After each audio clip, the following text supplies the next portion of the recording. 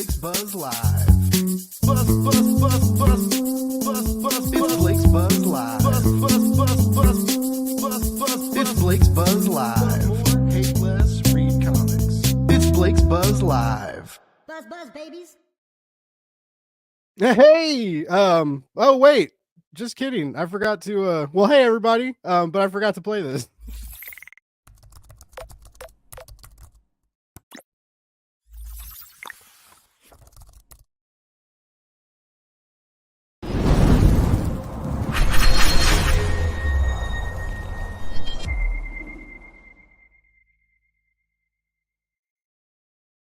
Now, hey, everybody. Now we can really get started. I cannot believe that it's fucking Thanksgiving this week. Like, it is over the weekend. I was talking to the family and they were all like, "Oh, we got to do this for Thursday and this for Thursday." And I was like, "What's going on Thursday?" Everybody looked at me like I was the biggest asshole. They're like, "It's Thanksgiving, Blake." And I was like, "Oh, shit."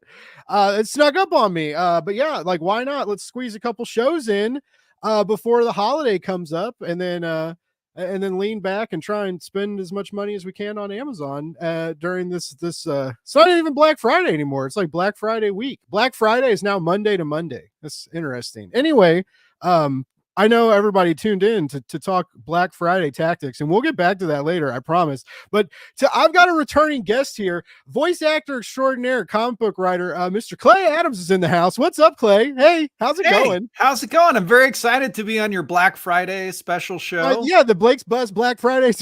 talking about Black Friday. I'm here for one more. Speaking of deals, one of the best horror anthologies is out right now, live on Kickstarter.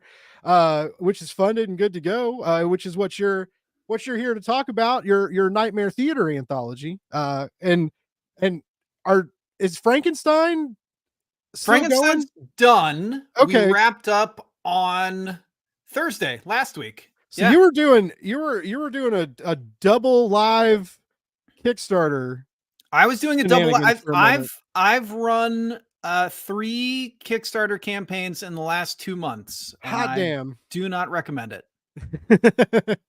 Yeah, and then because Carmilla Unbound wasn't that long ago, was it? Was that one of the last ones?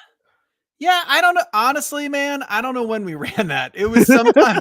I know it was sometime this calendar year. Yeah, it was a few months back. It was a few months back, but yeah, I don't know. That may have been late spring. Okay. That was the last time I talked to you. It feels like just yesterday. Yeah. I know. You've been busy, man. I know. Let's play the clip reel. Go ahead. All of our greatest hits talking. Yeah, thanks, Clay. We don't have that. Maybe one.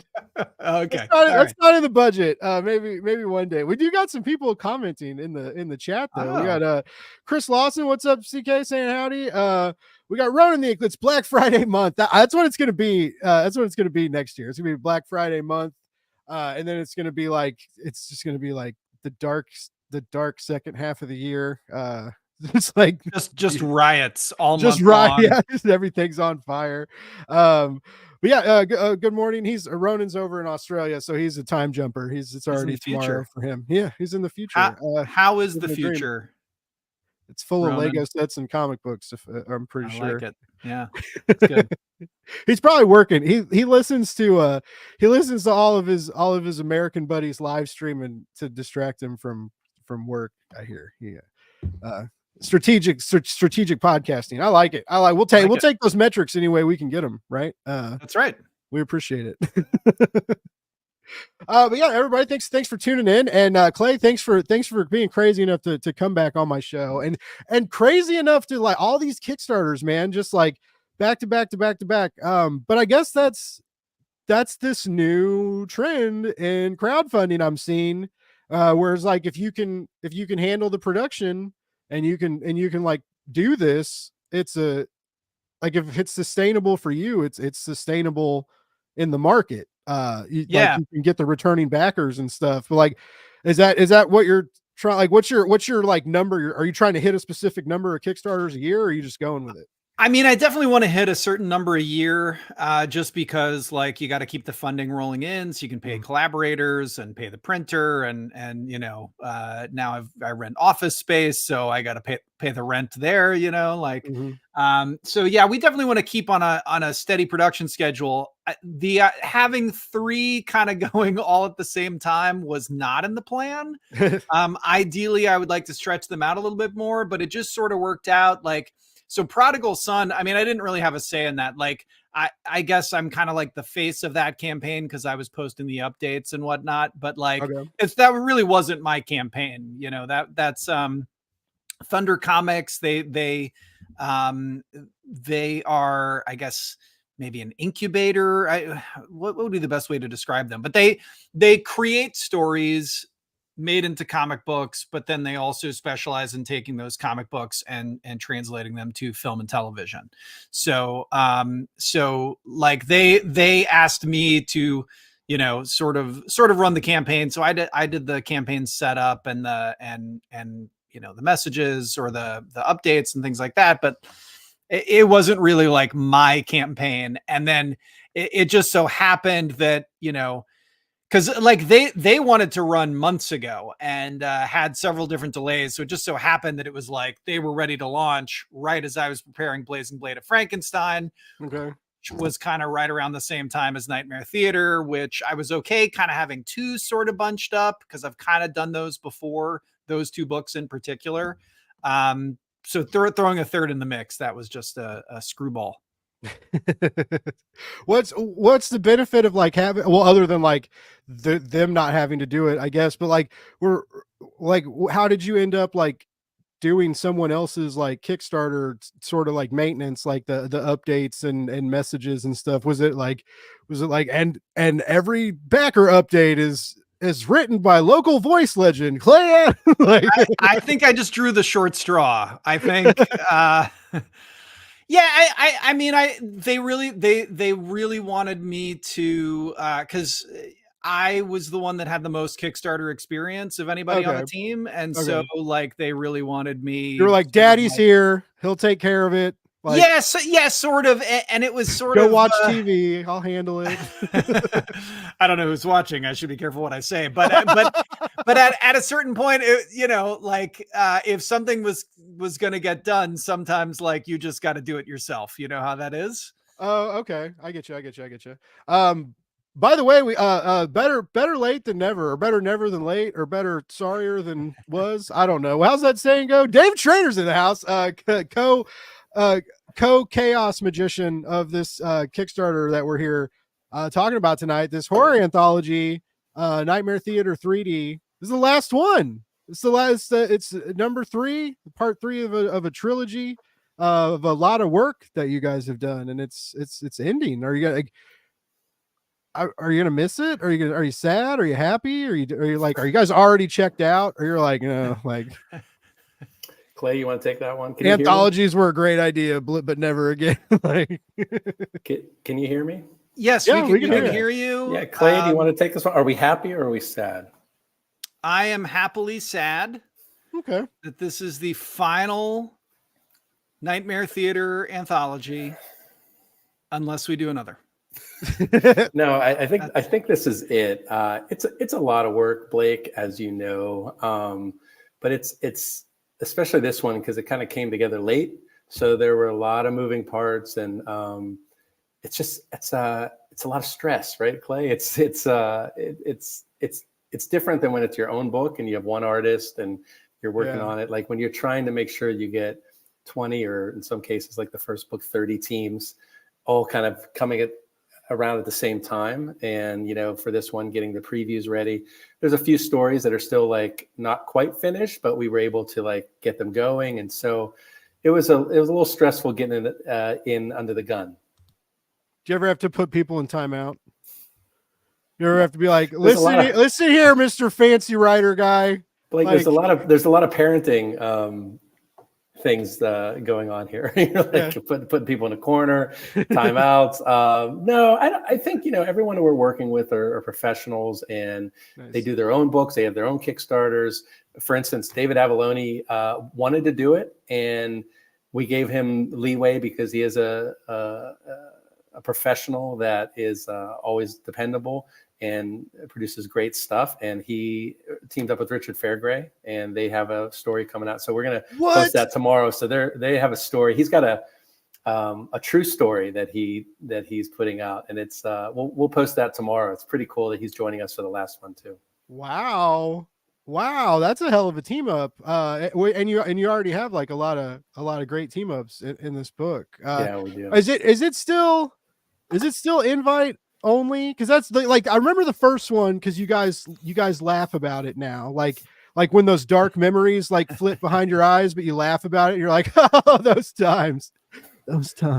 But like you guys, I remember you telling me like you invited a lot of people thinking like not everyone would say yes, and then basically everyone said yes, and that's why volume 1 was a lot bigger than the second volume, just because you didn't expect on all that content to have to like fit into the first volume.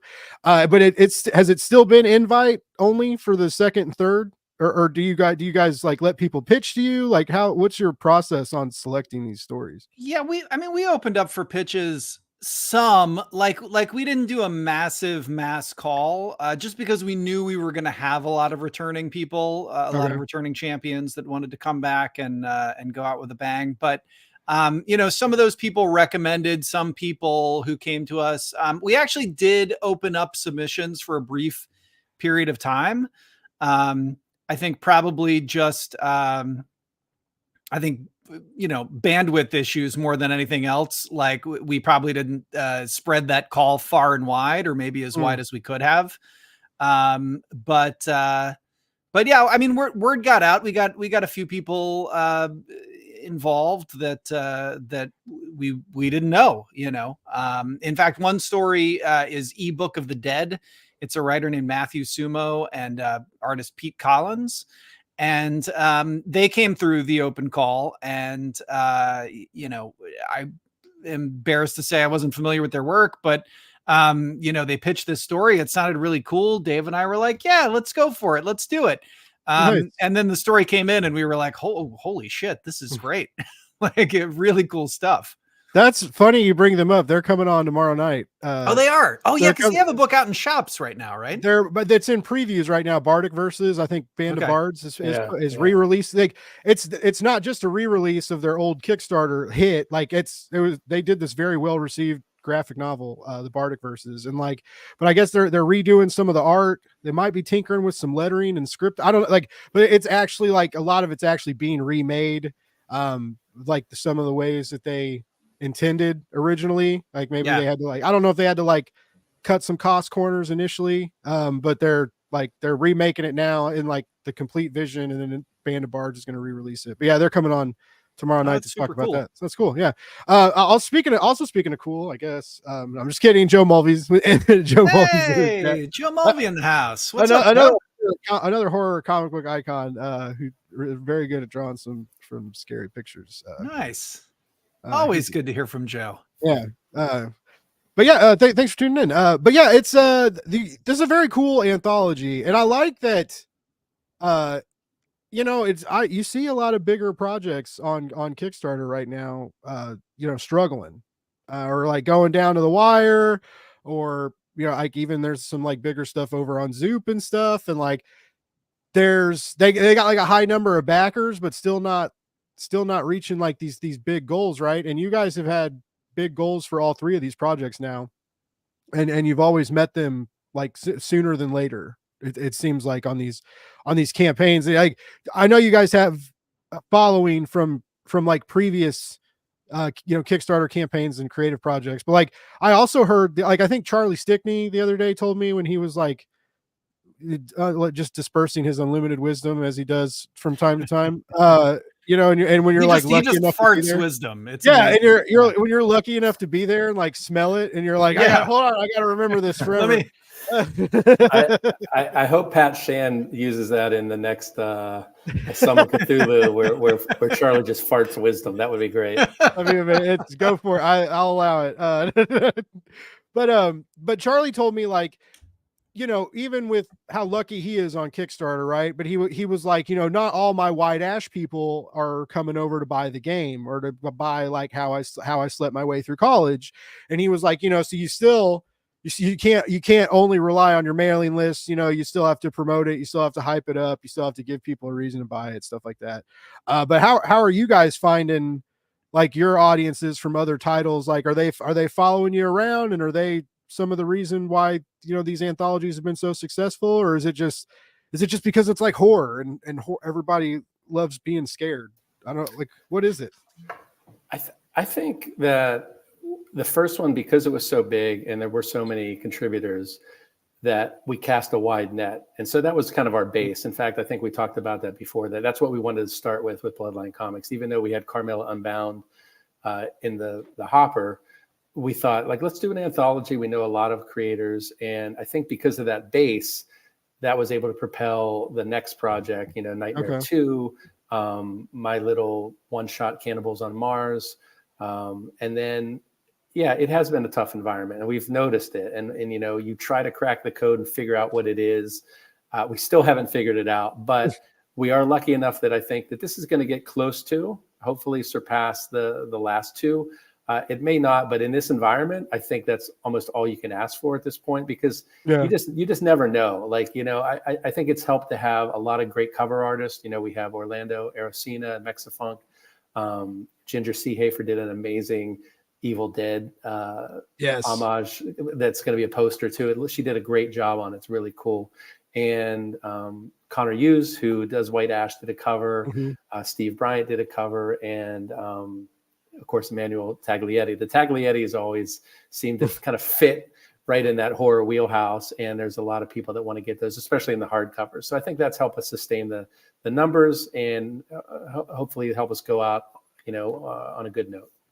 Any chance of like some, like, I call it double dipping, but I also call it like respectful double dipping, but like any chance of like a hardcover set later with in like a slipcase, or like a Nightmare Theater omnibus, like everything all together, like between two covers? Like, do you guys ever think of doing stuff like that? Or is this, like, for now, is this kind of like, no, like, hold on, Blake, let me write that down. The omnibus is such an original genius idea. I think we're going to do it. I think it would be about this big. A nice leather-bound volume. Yes. You know, we have enough now, even just the stories we did, whether it was the origin stories of our Nightmare Theater characters or the stories that we've done. We could probably do something like that. There's things we can do with Nightmare Theater. We've talked to several publishers about doing like a kind of a best of series. That's all still in the works, along with some of the other projects that we're working on. But yeah, I think that could happen somewhere down the line if people are like, hey, I kind of miss Nightmare Theater, and maybe we'll do some special edition or something. From giant omnibus. Here's a brick of Nightmare Theater you could murder somebody with. That's right. Yeah, that was our joke about Volume 1. You could literally kill somebody with that book. So I can't even imagine like an omnibus edition, what the hell that would look like. But you know, we're almost sold out of Volume 1. Like, wow. I mean, the standard cover, I think we only had like 4 that we could put on this campaign, and I think they're all sold out. We have very limited copies of the Sora Sung cover, the Leon Goldberg. I think we only had something like 25 hardcovers left. I mean, and you know, we printed a lot of copies, and it's almost sold out. So you know, at some point, if people are going to want to, you know, get these books, you know, we might have to think about putting it out in a different edition, or doing a reprint or something like that. Or some publisher picking it up, maybe. Or some publisher picking it up, maybe. That's right. Cowards, you cowards listening out there. I know everybody at Dark Horse listens. I'm kidding. That's a joke. This book does feel like a good Dark Horse play. Like, I don't know. I'm convinced. You've convinced me, Blake. Dark Horse wants to publish this book. I think they may have their own anthology, and even like a concept. I'm not sure, Clay. Maybe it's Dark Horse or someone else. But you know, some of these publishers have their own kind of horror niche and anthology. But this one kind of stands on its own. We're really proud of it. I think it's like we always get really great, interesting characters or creators. And the stories are good, the covers are good, and we try to do like a quality book. We ran into some issues on volume 2 during the pandemic, and in the wake of that, and the printer that shall remain nameless. It was a little rough, but all those issues are solved. Carmilla came out great and got into people's hands immediately. So we don't see any issues with this one. I remember, because you guys, Carmilla was a new printer, right? You guys, yes, and you guys were kind of nervous, but you were like, we can't. You didn't name drop anybody, but you were like, we're not going to use this other one because of something, right? And you were like, so we found this new printer, and you guys were kind of nervous about it. But that's good. So fulfillment went well, and the books look good, and yeah, they look fantastic. Nice. And it went like that. Yeah. Nice. We're definitely not going to go back to that other printer. I think they kind of screwed up too many things too many times. And it's like there's only so long you can ask backers to wait. Our backers were very patient with us. They were very understanding. We communicated all along the way, but there's only so much you can ask of people, and to keep going back to somebody who kind of dropped the ball. It just it's not our fault, but it makes us look bad. And if we go back there, that's on us. You know what I mean? So we have to find partners that we can work with.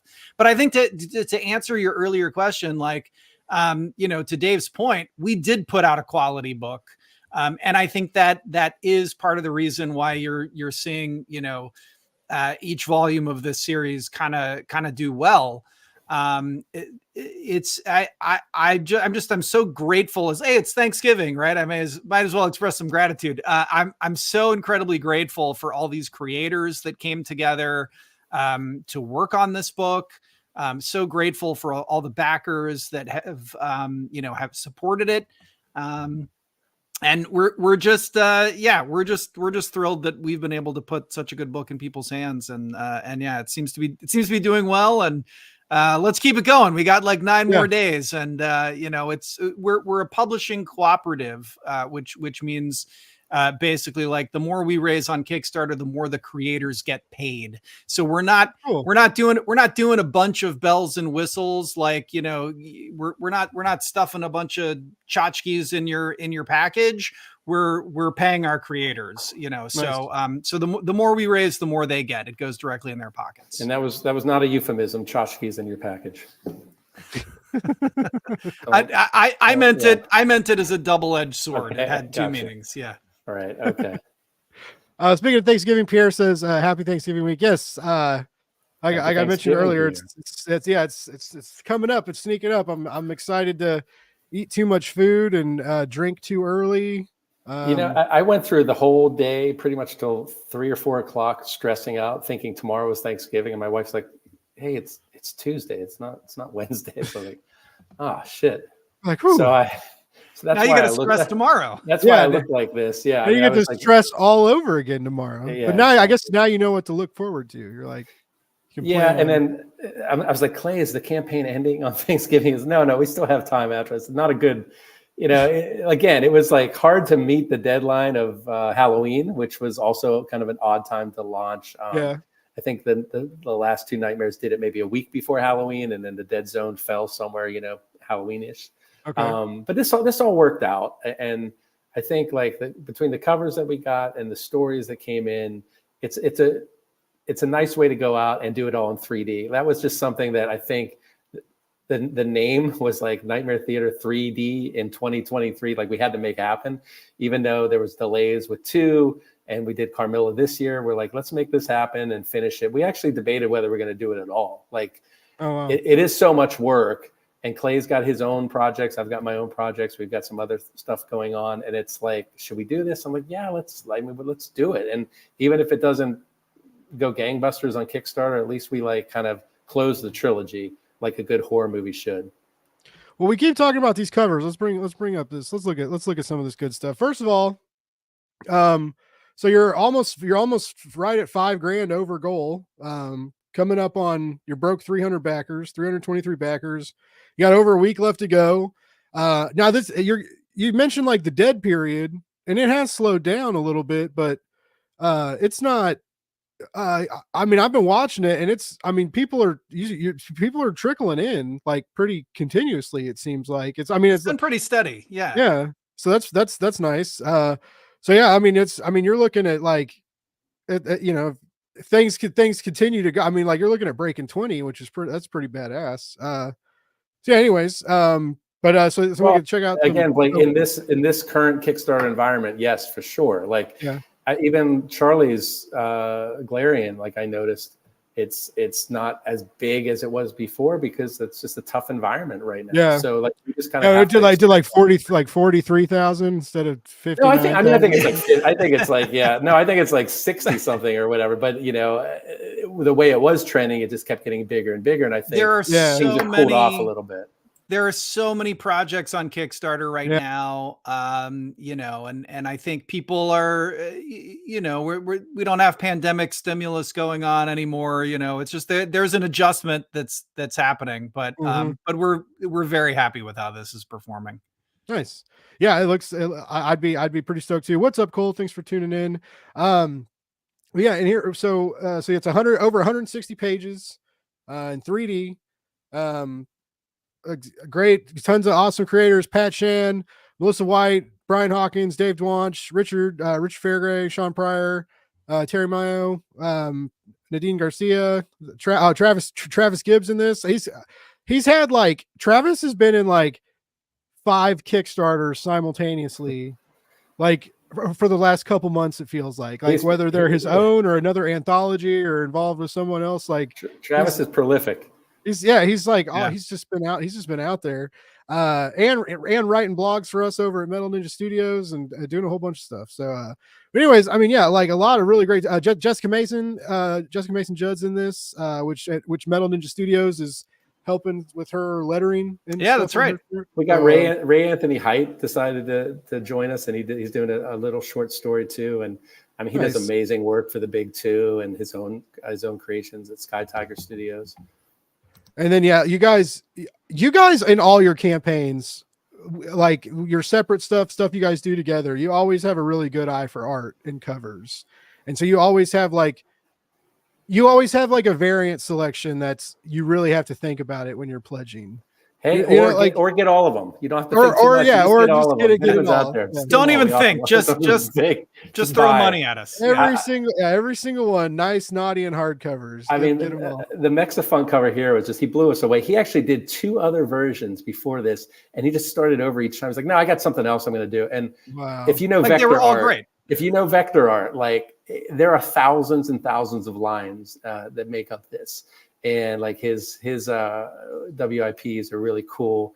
And he just killed us with this one. And so this became our main image for quite a while. We switched it up with the Taglietti just for fun for the last week or so. But this has been a really good, strong image for us because it incorporates the 3D. It incorporates our character, Shelley Post Stoker. And this is going to look really cool in the 3D poster that we're offering as well. Mm-hmm. And Dave, I don't know, did I tell you I put on a pair of 3D glasses one time and I looked at this image and it actually it's kind of 3D, like it does. You mean by itself without even the treatment? Oh, that's pretty cool. Well, because he outlined it in like the red and the blue, right? And it does make it kind of jump out at you. Well, then this will be one of the few covers that actually would have a little bit of 3D. We haven't decided yet if we're going to actually make a cover or all the covers or some of the covers in 3D. That's a whole different process, but we'll see. But the book is going to be in 3D. Nice. And then of course we got you can get the naughty versions of some of these. You can pay a little extra, free the nip, you know. Here's that amazing Evil Dead cover. She even did the NT 3D Dead like in the same font. Like I don't know how she did it, but yeah, she just killed it. I wasn't sure. It was kind of my concept. I was like, I don't know how this is going to work out, and it just turned out so well. Yeah, that's awesome. And like the pull quote, right? Like being in the perfect spot. Yeah, it's so good. And I love that this too is can you get a not safe for work version. We try to do these tastefully and with restraint because there are a lot of campaigns that are just very blatant and not going to name names, and they work. But I think we said this before. We can't quite bring ourselves to do like 40 different like hardcore versions of our covers. Like it's just not what we're going to do.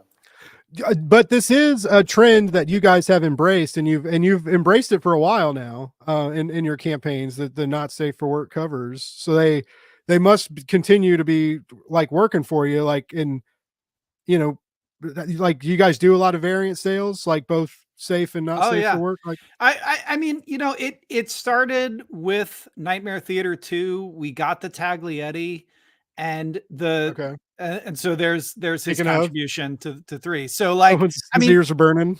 yeah, what he does is typically not safe for work artwork. And so like the painting that we bought from him was already not safe for work. We actually had to pay him more money to put clothes on her. Yeah, to paint a bra costs a lot more than you think with for an Italian fumetti master. Is he like, why the hell are you guys paying me to do this? I'm putting clothes on, and he just wanted to make sure that that's what you're asking me to do. That's funny. And so, but like his people know his stuff. They like his stuff. I mean, it's amazing. So, that sold very well for us. And we did the not safe for work version. It was the kind of thing where, it was, the painting itself was so good that having those options for people, like it didn't feel sleazy, because it was literally like, this is just a beautiful piece of art. And if you would like the art kind of a little more conservative, then you can still get the great art. It's a little more conservative. But if you would like to get it with what was his original vision for this piece, you can also get that, Okay. And so once we did that, we did sort of embrace it, maybe a little bit more with Carmilla Unbound. But again, like, that's a book, and I remember talking with you, Blake, about this, when that book was out, that like the sex was integral to the story. Like, it wasn't gratuitous, but that even the original Carmilla, the book, there's no overt sex, but it's all like the undertones are there, and like the subtext is there, and it's not overt because they couldn't write it that way back in the 1800s, and so like, that's just all part of the story. And so like, we rolled with it, and it did feel like of a piece with what we were doing. So for these covers, like going with the Taglietti again, we're actually only offering the not safe for work version of the Taglietti, just because we had a couple of different, the Mexifunk and the Ginger Sea Hafer. I thought you were like, we're not paying him to draw another bra again. It's not in the budget. Learn from your mistakes. That's what you guys got to do, though. You said volume 1 is running low. So like, he wasn't around for volume 1. So that's what you do the Taglietti volume 1 reprint, and then you bundle the Taglietti hardcovers together. My friend, in that campaign too. I think you just landed on $1 million idea. You're good at this stuff, Blake. You should start a show. maybe I should start saying this stuff to you guys in private so other people don't hear it. No, that's good. That shows like you got the finger on the pulse. Like, I just wanted to also congratulate you for all that you're doing, and you're really making a name for yourself in this business, and your enthusiasm is infectious, and I think people really appreciate it. I know we do. Hopefully, I can't imagine. Like, I can't imagine going back to work now. Like, that's the only thing I'm like always scared about now. Is it's just like, I got to keep, and luckily like Metal Ninja Studios, like, we're staying busy and stuff over there, and it's things are going well. So like, but yeah, it's I've gotten the taste of like, like, I get to wake up and play in comic books every day, and it's not, like, I'm getting to edit some stuff now too, and I've written a short, and so like, it's not just production, but it's interesting. Like, it's more of the production side than the creative side. And there's always work there, like people need logos. People need, they need to cover dress. They need to get their PDFs put together and images flattened. And, like, no one knows. There's a lot of people that don't know how to do that stuff themselves. And then of course, like printing and pre-printing, pressing, and all that shit. It's just like, there's so much more involved in comics, like, than I ever thought. So Blake, I've been I'm almost embarrassed to say this, but I've been in the entertainment industry for almost 40 years. Mm-hmm. And that is one thing that I've learned. If you're not the creative, that's where the money is. Like if you're there's no money in front of the camera. There's no money, behind the microphone. It's the production side. If you can work production, because they, like in theater, they always need somebody to run the lights. You know what I mean? Like, and just like you're saying in comics, somebody needs a logo, somebody needs lettering, somebody needs this, somebody needs that.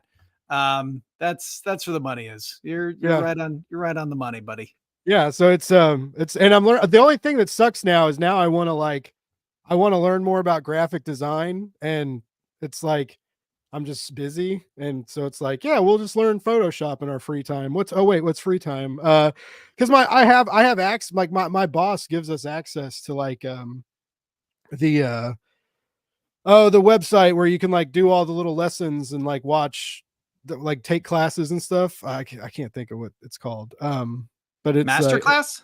No, it's like Masterclass. It was around before Masterclass. Okay. Anyways, but so like I have access to that, and he like pays for that for us, and so like I could hop on there and take like graphic design classes, because I've noticed like just yesterday I got files from a client, and then I was like, hey, this cover needs to be like dressed, and we need to make the back cover and the website banners and stuff for the client, and like, I was like, it's a high priority deal. And they start working on it and filling out the template, and then find out all the art assets are low res. It's not like it's not the final cover art that we need. And the designer was like, it'd be really great if this stuff was checked beforehand. And I was like, I'm sorry. So like, I got on Google, and because I have GIMP, like, because GIMP is free, like the kind of photo editing software, and I do that to like export stuff, to like go from like TIFF to PNG, or like real basic boy stuff, right? And so I learned how to like open an image in an image editor, and then look at the properties and like how to tell if it's like high res or low res. And so it's just like I'm learning little stuff like that. And I made my original Blake's Buzz logo. Like people came up to me and asked like who did my original logo. And then when I was like, it was me. And then they were like, how much would you charge to do it? And I was like, I don't think I can recreate that magic. I watched a Canva video about, like, on YouTube. I like Googled like how to make a logo and like watched a Canva video about like making logos in Canva. And then I made that first Blake's Buzz logo with the B and the letter and the bubble, like sold a fucking 100 t-shirts. And I was like, okay, cool, whatever. There's even knockoff t-shirts, right? I know. Like I got I got the knockoff ones. And now I have a professionally designed logo. And hopefully soonish going to have some new t-shirts rolling out. But yeah, it's just been a while. I never knew that I never thought like starting the blog or reviewing comics, starting the podcast. I never thought we'd end up here. And then like Clay, I'm doing a lot of like Kickstarter management, like doing all the updates and like learning how to do backer kit and design the pages and the items and the item tiers and structures and bundles and shit. Like, so I'm like, we do that, some of that for clients too. And so it's like, I do so much like kind of copywriting now too, just like Kickstarter ed. I made a Kickstarter update template for like reminding people to fill out their backer kit surveys. It's like, why? I know what you guys struggle and get irritated with now. Cause like, why the fuck won't people fill out their backer kit like there's always like a sum of people like that just won't fill out their shit online. And you gotta like keep messaging them. Look, guilty as charged, but here's the thing. But I have a legitimate excuse, which is that there's some weird thing with BackerKit and Apple. Like, okay. I use MacMail, and like it rejects emails from BackerKit. Oh. So like I don't even get the surveys. So I've got to remember like once a month, oh right, I need to log on to BackerKit and see if there are any surveys I got to fill out. Okay. Well, there it is. Then I guess never mind. Can I just say right here you're on. Well, that's awesome. That's Pat Shan's story. But right here, this is from an up and coming writer named D.E. Schrader. Okay. You might have heard of him. He did a book called Baby Badass with Action Lab. Yeah. I just want to say this. I genuinely think this might be Dave's best work. Like, wow. I read this script. He thought he listen, he thought I was yanking his chain when he sent me the script, and I wrote back and I was like, no notes. He was like, okay, haha, whatever, you know. But literally, like, it's great. I read the script. I was like, this is perfect. This is perfect for this book. It's awesome. He found this great artist, Eric Tamayo. Is that his name? Tamayo. Well, you say Tamayo. I say Tamayo. There it is. There it is. Bravo. Good night, everybody. One of the best indie comics colorists around, I think, Alex Zeef. Alex Zeef, yeah. Oh man, she's great. Fantastic. She does Monster Matador. She did Carmilla Unbound. She'll do the next Carmilla Unbound. Oh, I forgot she did. I forgot you guys have used her. It's so good. And so Eric, we wanted Ismail to do this, and Ismail's just he's swamped, and he may not be doing comics as much anymore. And so we're a little worried about that. We're like, okay, hopefully you'll do Carmilla, but this guy is very much in the same vein. Is very precise. It's really good. He has a great look, and then Alex's colors are great. This is a very simple story. That's why I wasn't sure about what Clay was saying, because it kind of came to me as a concept.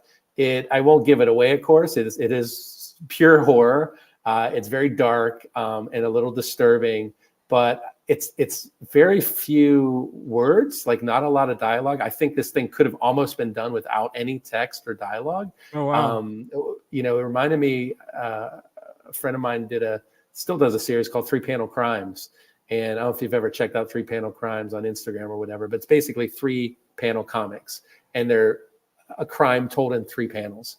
And they're done usually without any any dialogue or anything else. It's just pictures. And he had a story. He had a 9 or 16 panel story in the first Nightmare Theater, but this was similar to that. And it's just like, you can kind of follow the story, and it's still a lot of punch to it too. I'm glad Clay liked it. I like it too, but I wasn't sure. You never know, right? No, what's funny is that, like, I had a similar idea. And so when Dave pitched this to me, like, I had a minute where he started talking about it, and I was like, oh shit, that's the story I was going to do. I was going to do something just like that. But then he had an extra twist on it, and I was like, shit, that's better than what I was going to do. Like, yeah, dude, go for it. This is all yours. And like, he totally nailed it. Like, really, really good stuff. It definitely looks, all the pages that you guys are showing off on this Kickstarter launch page too look great, by the way. Like, you guys you always make sure your other people like come to play too, right? And that's part of the editorial process, because this thing is cinematic horror, where it's stories that are inspired by classic horror cinema, whether it's stuff like The Shining or B-movie horror or Hammer horror, like something like that. And so to do it in 3D too, we wanted to make sure that people play in that sandbox, like make sure that this stuff pops in 3D, because that's what's going to be fun about it. And if you don't want to see it in 3D, you have the digital version, which is not in 3D. And so you kind of get the best of both worlds. It's a lot to do it in 3D. And Sean Gaborin, I want to shout out to him. He has a double feature in the book, but he's done Puppet Master and a bunch of great series and his own series. Sean is awesome, and he's done 3D before, and he's going to be our 3D consultant on the book. Nice. Does 3D work digitally? Yeah, I think it does, right? Yeah, it does. I didn't know if it if it would like cancel out or do something weird because of science. No, it does. I don't know that you would want to be staring at a screen for hours and hours on end with 3D glasses on. But the great thing about an anthology is that you can read. It's a few pages at a time, so you can read a story, and put it down. You're allowed to get up and take a break when you guys back Nightmare Theater. Please know that it's not no one's gonna like lord over you while you're reading. I mean, you could do that. You could do that with a regular graphic novel. If it's all in 3D, you take breaks. But clearly, with an anthology, you might want to read a few stories here or there, pick it up later, and it's just shorter bursts, and it's a little easier on the eyes. Now, do you guys know Dave Dwanch? Like, how'd you get Fancy Pants Dwanchers to do? That's his new name in comics. I don't know if you guys. I'm gonna tell him that's your new nickname for him, Fancy Pants. Dave is a great guy. Back when I did Baby Badass, that's when my former publisher, that also shall remain nameless, Dave was part of it, and they were almost like an more indie image kind of group. Is a group of creators that came together. And it started off great with that company, and it all went sour, and everyone got out before that happened. And Dave was, I knew him when I was doing the Baby Badass days, and I've just seen him at cons, and he's just a really cool guy, nice guy, and we've become friends through the years. And Dave's part of the book for the third time, right, Clay? He's had a version of he's been in this all three. He's told this story in all three. Yeah, I mean, he's like a continuing story. I think it's the only continuing story in the book, which is kind of cool. Yeah, he was. Sorry, Clay. No, I was just going to say we've told everybody, that we wanted all these stories to stand alone, because I feel like, the worst thing is to pick up an anthology and you get just like a preview for something else that's going to come out later. Yeah.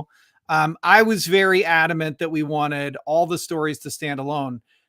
Dave's first story for us ended on a cliffhanger that was like, it was a twist. It was a cliffhanger. It totally worked on its own, but it could continue. And so we let him continue it in the second anthology. And then now he's kind of like bringing it to a close. Again, like I think all of his stories you could read just by itself and it would make sense and it would be complete into itself. Right. But all three together kind of tell one epic tale. But yeah, he was the only creator that we said, yeah, let's continue this. Okay. And if you want to go back a little, I think that's Matthew Suma's. Right there, Pete Collins. Some great stuff. And then Ray's too. Ray's got a very arresting style. Real pretty. Yeah, he does some great work. This looks like MFKZ Afro Samurai kind of style, like a little bit. Yeah. I'm stoked to see more of these pages. Very much. Tom Levine. Tom Levine is he's good people. He tunes in every now and then. Tom, I gotta say, and I say this every time I talk about this book, but Tom sent this story in as a prose story. And really? Yeah, and so those fucking prose writers always trying to come around where they don't belong. That's right. Well, no, he knew he wanted to adapt it as a comic, and he knew that he wanted Peter to draw it, but he didn't have anything to show. But he was basically like, look, here's my prose story. Let me know what you think. And like sometimes people send you things like that and you're like, oh shit, I gotta read a prose story. Like I love prose if it's well done, great. Yeah. Tom's story was fucking great. Like he's a phenomenal prose writer. Yeah. I mean, he kickstarts, novels and things. And like he's the real deal. And so like to read this story as a prose story and be completely knocked out by it. And then also know that Peter Taylor was going to draw it. And I've seen Peter's art before and this art is like, gross. It's amazing. It's so like, that was just such an exciting moment to like read that story and know that it was going to look this good. So, and anyway, this is one of the grosser pages, but yeah, good stuff. Yeah. I love this. All these previews look so damn good, guys. Like, goodness gracious. Yeah, we asked people to bring their A game. Gary Scott Beatty. Gary Scott Beatty. There's that lettering too. There's a great variation of stories and art, but there's a consistent quality to it. There's some stuff that's a little more sparse and indie style, but for the most part, it's just one great story after another. You lettering all this, Clay, or did people bring their own letters? No, people bring their own letterers. I mean, Okay. I'd be happy to letter for people, but I'm lettering Dave's story, and I think that might be it.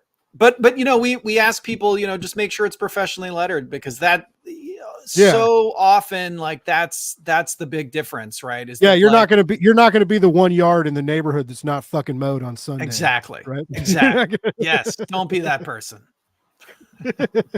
There's always a few that are more like stylized though, and that's cool too. Like I said, there's we try to also have a mix of bigger indie creators and some up and coming creators too. It's like a nice little mix, because how do you get your start? Sometimes it's in anthologies, and we like to be a part of that, and to have a diverse group join us on this nightmare journey, and it's been a lot of fun in that regard.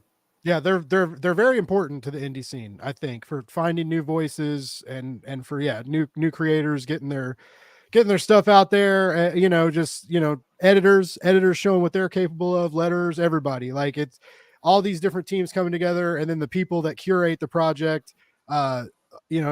A lot of really does help a lot in indie comics. Speaking of, we got an indie creator in the chat, Sarah Landauer, saying, going back to that, people not filling out their surveys drives me insane. Thank God I'm not the only one. She says she's always so impressed by comics that use minimal or no dialogue. Oh, going back to Dave's story. Yeah. It's hard. Make sure you check out 3 Panel Crimes on Instagram. Then you'll love that. Yeah. I'm stoked to check that out too. There's Clay's story. The music design. Clay and Mick. Mick is Clay's. They have an office together. Is Mick here? Clay, is Mick listening? I heard they're friends. Maybe they were. Mick is right here. Everybody, be careful what you say. He's always listening.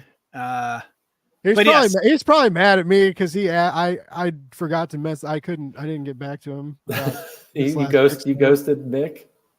I mean, to be fair, I guess I did. Well, I mean, it's not like I replied and then ghosted. I just didn't even reply. That's even more insulting. You know what? He deserved it. I still like share his art and stuff on social media. I just forgot to fucking. It's stupid. Like, I still don't. Mick's a very forgiving soul. Yeah, someone. So same. Richard Fairgay got me the other night too. I hopped on. I was about 3/4 lit after a live stream, and so I got invited onto another live stream, and it was these wine and comics guys, and Richard was on their show.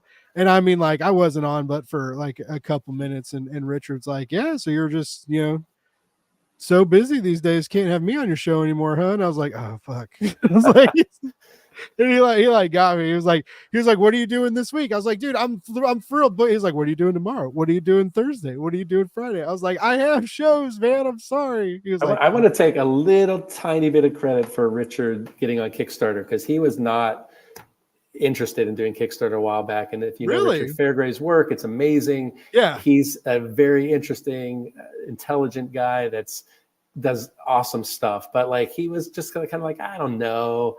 He was not sure about it. I said, Richard, you just need to get your foot in there to build your audience. You do such amazing work. You'll build that. You just need to have like a home base. And I'm so glad to see him like doing that and doing, all his work on Kickstarter. Fairly frequently. Owning it. Yeah. Because he's been with a million publishers and had all kinds of stories and horror stories. And so I think, like, just for him to have his own home base, his work out there, and I'm really glad that he's doing it, and that it's succeeding like it is. Yeah, good for you for pushing him to do that, because he's I think a lot more people are finding his work because of that. Just like you said, the campaigns are doing well, but he's hanging out with that other group of people, like that Pat Shandon crew, that are very, like, they're all staying very busy on Kickstarter. I mean, like, Pat's doing one a month, right? Which is awesome. Like, I love, and he's got a production team too, right? Like, he's got a fulfillment squad and like all sorts of people. I keep like throwing my name into that mix, but I'm like, all his people are local. I think he likes people to be in the same room. Like, he doesn't want remote people. But like, I mean, he's got a real crew, like a real crew now for fulfillment and stuff. And so he's able to do these like one a month, but a lot of their friends that are following in that circle, they all are doing like several Kickstarters a year. And guys, this is what I've recently run into is I've had some people voice their opinion against it. So it's like, it's funny because like some people are like, Kickstarter, things take forever to come out, and that's what I don't like about Kickstarter. But now there's other people that are on the other side of that complaining coin that are like, well, yeah, but if it's like they do one every other month, and I get it, like you're paying a lot more for shipping. I think Kevin Joseph even said that over on his Discord the other day. He was like, all power to my friends who do that, but he was like, I back like every other or every two campaigns, like, and bundle the back issues together as add-ons, because he was like, if I'm doing one a month, like that just adds up in shipping costs. Like it's crazy when you're trying to back all your friends as Kickstarters.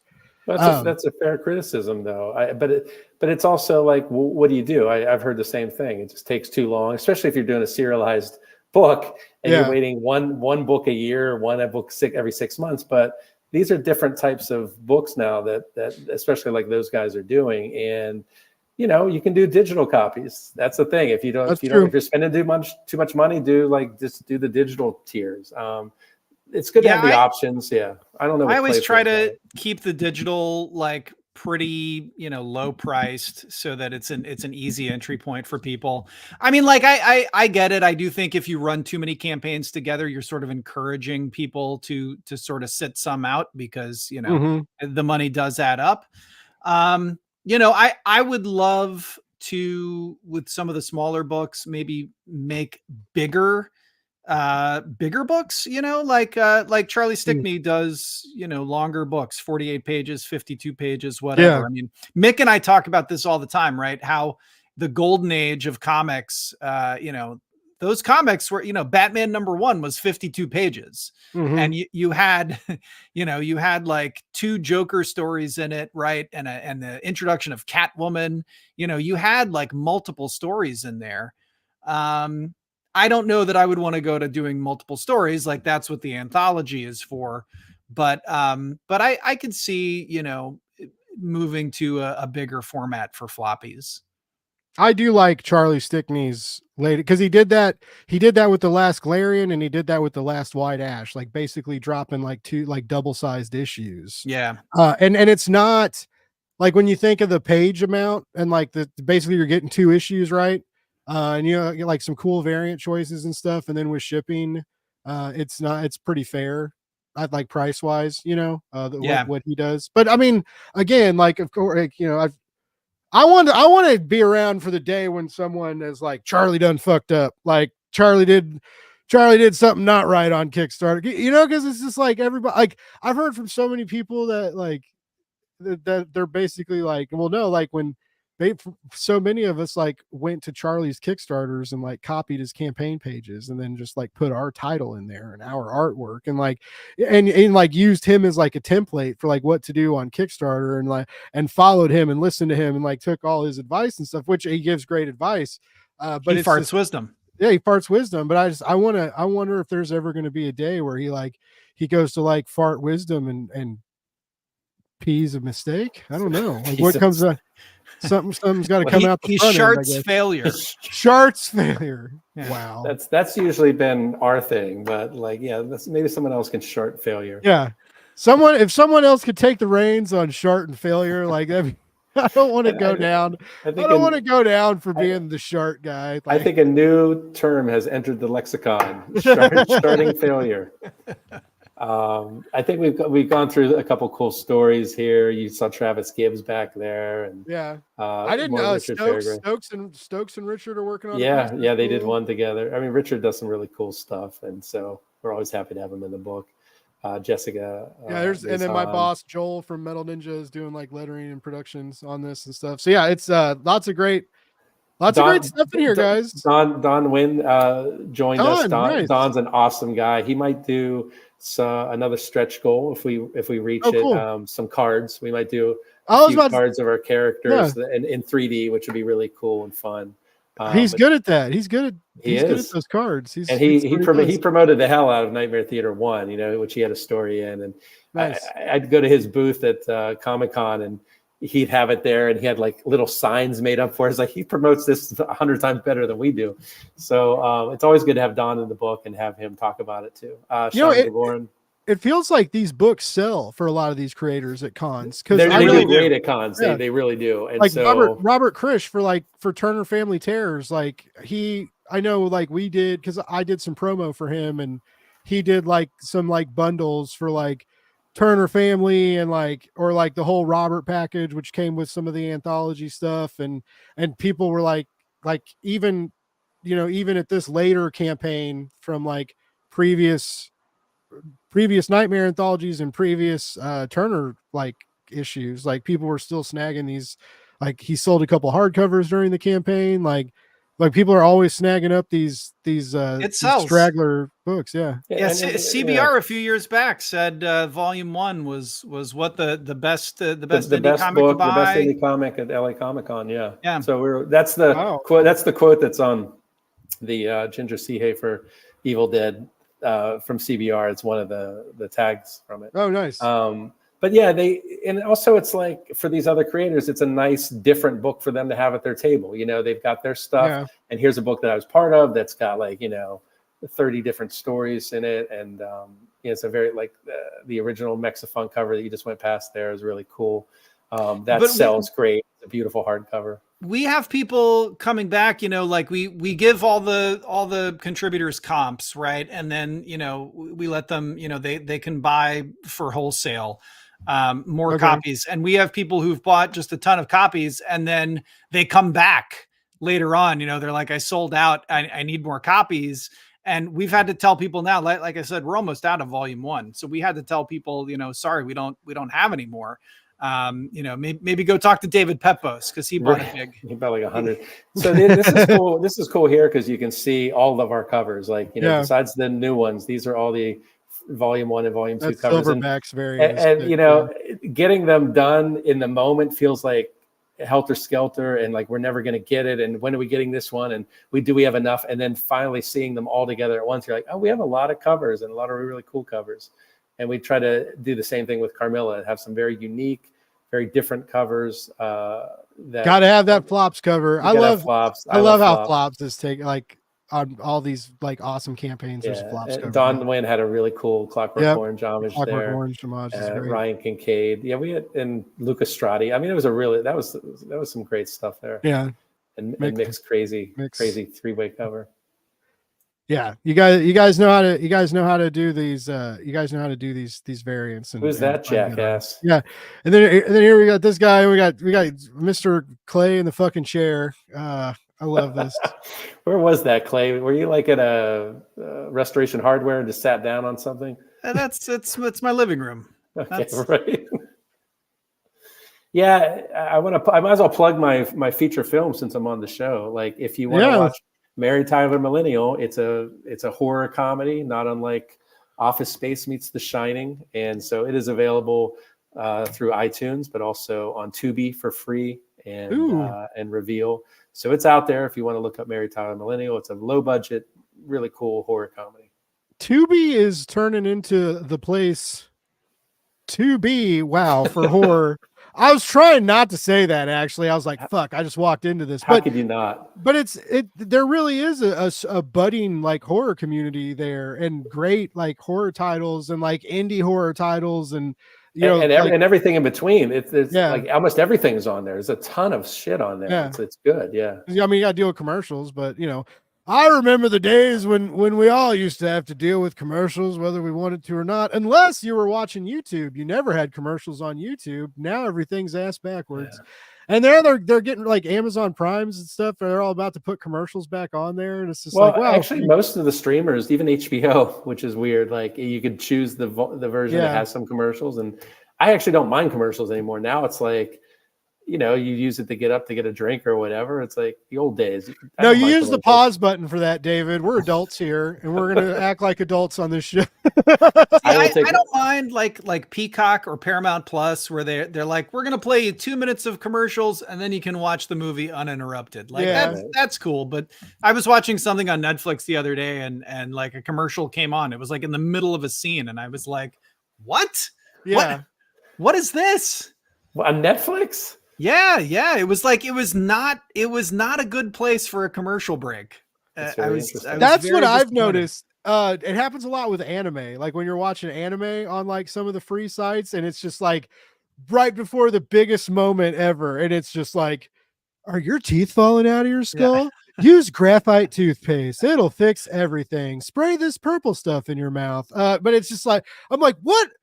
Doesn't someone sit around and be like, maybe wait a minute before we do an advertisement here? Like they just have a computer doing it. Just now shove it in right AI. here. It's all AI. There's another reason why AI sucks.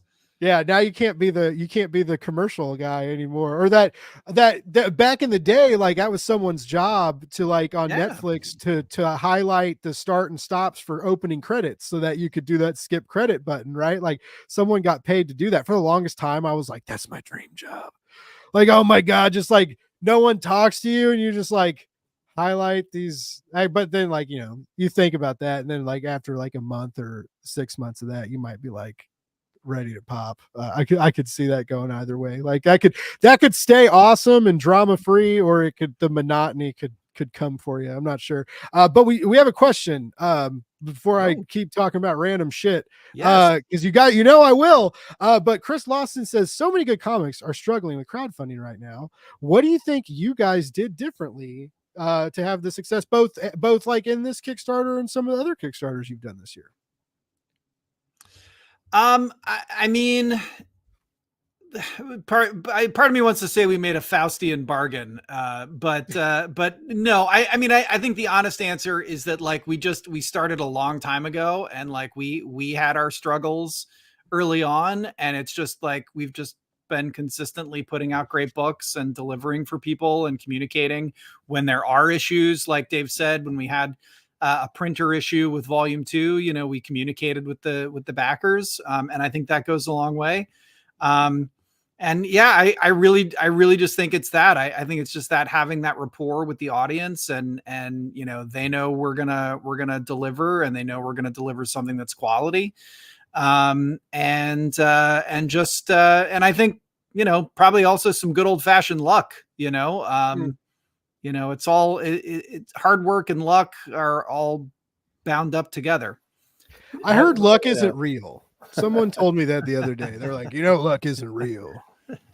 I think you make your own luck. I think it's more real than people think in a lot of ways. But in particular with these books and Kickstarter, it's I've seen some really good anthologies in particular recently where it's like, you know, they're not cracking what they want to crack, obviously. I think we always think we could do more. I think with Carmilla, we thought like if that book had been 5 years before, maybe it would have been a $30,000 campaign or something. You just don't know. We do try to do the right things with, you know, with high quality art, storytelling, and we don't put a ton of stuff out, especially Bloodline. I mean, between me and Clay especially, it seems like sometimes it's a lot of product, but with Bloodline, it's, you know, it's Carmilla Unbound is our, you know, besides Cannibals on Mars, which was a one shot, Carmilla will be an ongoing going forward, probably once a year. And then Nightmare, this is the third and final one. So it's not like we're inundating people with campaigns all the time where it's like fatigue. But again, like Clay said, we had a good base to build on, and then delivering quality and good communication. I think that's important to get people to come back. But you just have a lot of luck too, right? I do think though, Dave, like having all the great covers, it is a visual medium, and I think like picking the right project image is so important. You know, like that I think goes a long way to getting people to the page, is just finding that right image, and then having great images on the page, I think all makes a difference. I mean, you know, I don't mean to downplay, you know, all the hard work that goes into it by saying, you know, that there is luck involved, but you know, I do think to an extent you kind of make your own luck. There are lots of different things you can do to sort of set yourself up for success, and then you put it out there and you hope that it hits, you know? So if you guys don't know, what Clay's talking about for the product image and stuff on Kickstarter is the little banner you see like on the main Kickstarter page. And for years now, what Clay and I think David does this too. What they do is they print out the covers on just like regular printer paper, right? And they wad them up into a ball, and they get those red Dixie cups, like 3 red Dixie cups, and they put the wadded balls of covers in the red Dixie cups, and they kind of mix them around, right?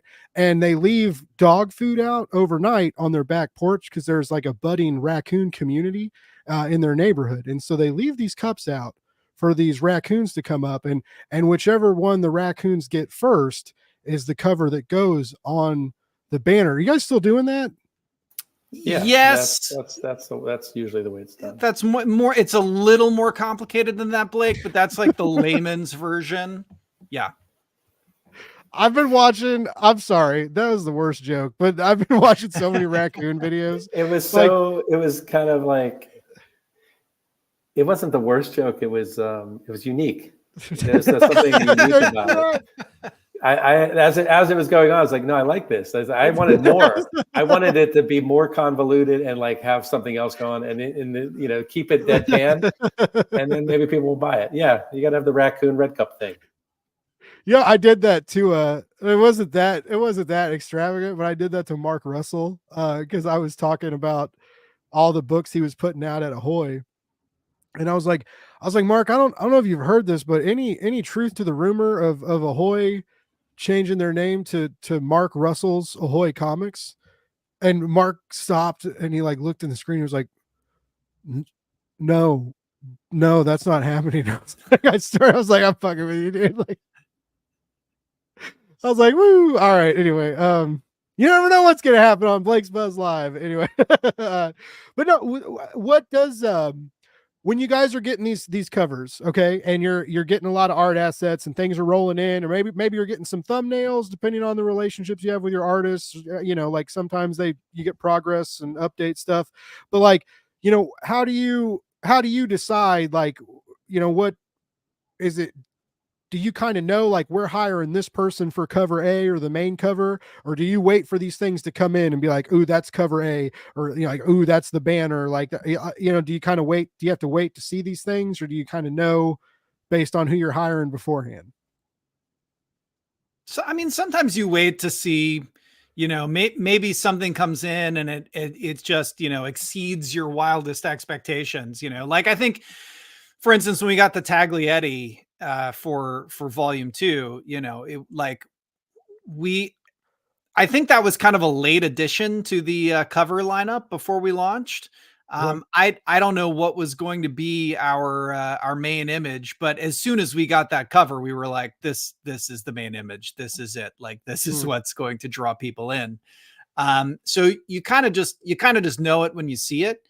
But there are some times where like, there is some method to the madness in terms of like pricing out the variants and thinking about like, okay, well, who's an artist that somebody's going to be willing to pay a little bit more for. Like you don't want that to be, the Taglietti is not going to be the standard cover that everybody gets, because it is a little bit of an upsell. I mean, there is some thought and strategy that goes into that kind of thing, which is not to slight anybody who's, our standard cover. We always try to get great people for all the covers. But you do have a thought process that goes into that. But yeah, to add to that, sometimes you are waiting and seeing. And I think ours had changed a few times with the, because you do a sign up page and sometimes you only have 1 or 2 things in. So you're just not sure. And a lot of it's what fits into that little box that pops. And for instance, the Mexifunk image, very clear blue and red primary colors, clean lines, the 3D glasses, the blood on her finger, like all of it kind of like, oh, you can fit that all into a box and it kind of tells you what your product is. And some people don't have that. And I can't stress enough how important that is to have that, because that's what's being retweeted. And you're seeing when you post your link on Twitter or Threads or wherever it is, that pops up and that's your little image. And if it's arresting and clean and clear and conveys what the project's about, it does go a long way, because then you can just tweet the shit out of something like that, and people start to relate to it, And I see you guys didn't put the logo or any words on it. I've been seeing that's like a new trend now too. People saying like yours, like you want like a good image. You don't want text. You don't want title treatment. You don't want trade dressing. You want a fucking killer image that says, easy peasy, says everything you want to say about this book in one image, right? That like I think Charlie Stickney farted that wisdom out a while ago. And, it sounds right. It sounds right. And because I had mentioned it to Clay, so should we have the logo on here? Maybe a couple campaigns ago. He's like, no, you need a clean, clear image without text. In fact, I think Kickstarter is actually actively against you having that. They are, yeah. So it was actually Camilla Zhang, I believe, who was the Kickstarter lead before Oriana. She was the one who first farted that wisdom, at least in my direction. Just a very clear instruction that like Kickstarter does not like project images that have a lot of words on them. They just want a clean image because anytime you tweet it or share it or whatever, like it's always going to have text by it, so they would rather just see a clean image. Obviously there are people who get away with it, that they're, but they say they're less likely to share your project if it's covered in text, that image. And you got to think about it. Like these things are going to be like on a Kickstarter page, you're scrolling through all these projects, right?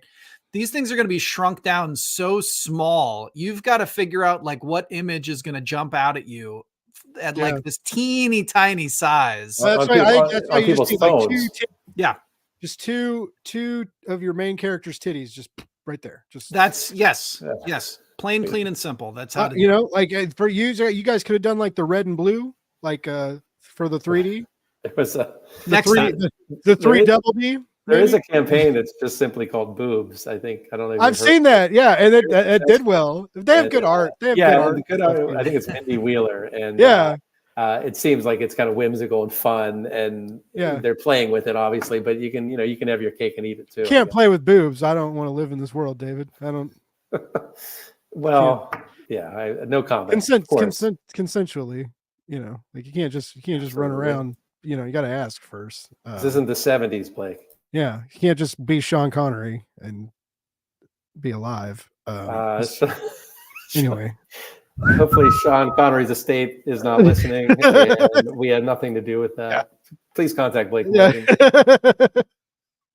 Anyways, oops. Anyway, I got to do something weird every show. It has to happen. People expect that from you, Blake. That's I have to stay. I have to stay on brand. But it is funny, like a lot of what I do for my day job. What one of our clients does very well on selling not safe for work variants, and they pay a lot of money for great artists to draw these, right? And then they do like layers, so they'll do like the model and then do like a couple of clothes versions, and you can kind of like strip them off, right, and sell like the underwear variant, the nude variant, the fully clothed variant. But it's like impressive, and like the art is really good, and so I can see why like some people like pay so much money on it. But that's more and more it's something people keep talking about on Kickstarter, and it's weird because I also see people experiment with that and be like, oh, I'm going to try writing a sexy book, or I'm going to try putting out a couple sexy covers, and then some people kind of like put them through the ringer for it, and I'm like, you can't, like, this isn't I don't know. It felt very weird to me. Like, I don't think it's a bad, like, I don't think it's like going to the dark side, right? If you put out a fucking titty cover, like, or if you put a sex scene in a book, like, like we talked about for Camilla, like, I thought it was tastefully done and it looked really good on the page, and your variants were real fucking. Well, if it's important to the story, I don't think there's any problem with it at all. If it's not, like, for instance, if you have a story about 2 race car drivers, and they're pounding it out in the pit stop. I'm just saying, like, something that, okay, now you have covers check with my tire pressure. Covers, depending on what it is, it could seem like you're just trying to chase the trend or whatever. But if there's elements of the book that call for that, then there's certainly nothing wrong with leaning into it. All you have to do is look at 30 years of Vampirella covers and be like, oh, okay, that's what a lot of comics can be and are. And there's really nothing wrong with that. I think there's a puritanical element that sometimes is just going to complain no matter what. But I think there's ways to do it in ways where, are a little more eye rolling. Nice. By the way, shout out to anybody who wants to do this race car driver not safe for work comic with me right now. I'm going to call it Dipstick. That's what we're going to call it.